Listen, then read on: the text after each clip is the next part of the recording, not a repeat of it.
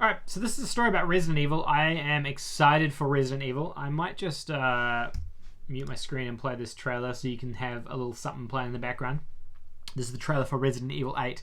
But basically what Capcom have announced is that Resident Evil 8 will serve as a conclusion for Resident Evil story, Resident Evil 7's story, which I don't really feel like needed concluding. I think it was quite conclusive, if I'm being honest. Resident Evil 7 was one of the best games that came out the year it came out.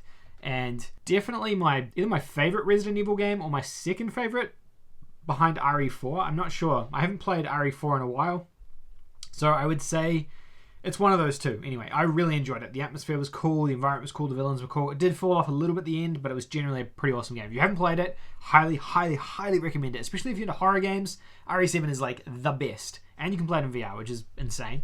Anyway, the story was around this character called Ethan. He went searching for his wife in this like abandoned, I guess like Southern American swamp town, and he came across this family who had been kind of possessed essentially, and they were doing things out of their control.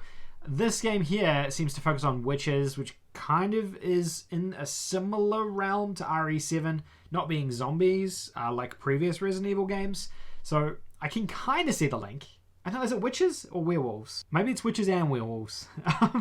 I can kind of see the link between the two of them.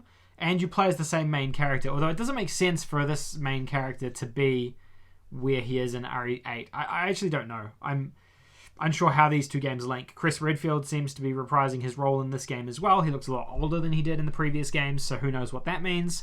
But yeah, apparently this is supposed to conclude that story. Yeah, to be honest, when I played RE7, I thought the story was pretty concluded. I didn't think that it needed anything else added to it. So I'm interested to see what this means.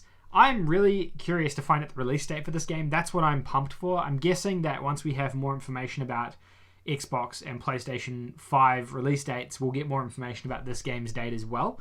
Maybe the end of this year, maybe the beginning of next year. So we'll just have to wait and see.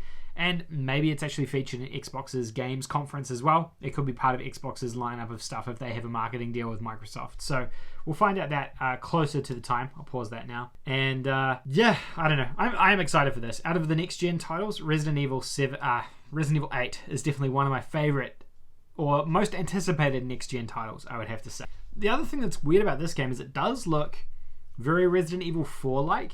So I'm guessing they've taken some of the tones of that village from RE4 and tried to like use the formula from RE7, which was that first person formula. It had a slightly different type of atmosphere to it, different vibe, not zombies, but it had these creatures plus the family chasing you.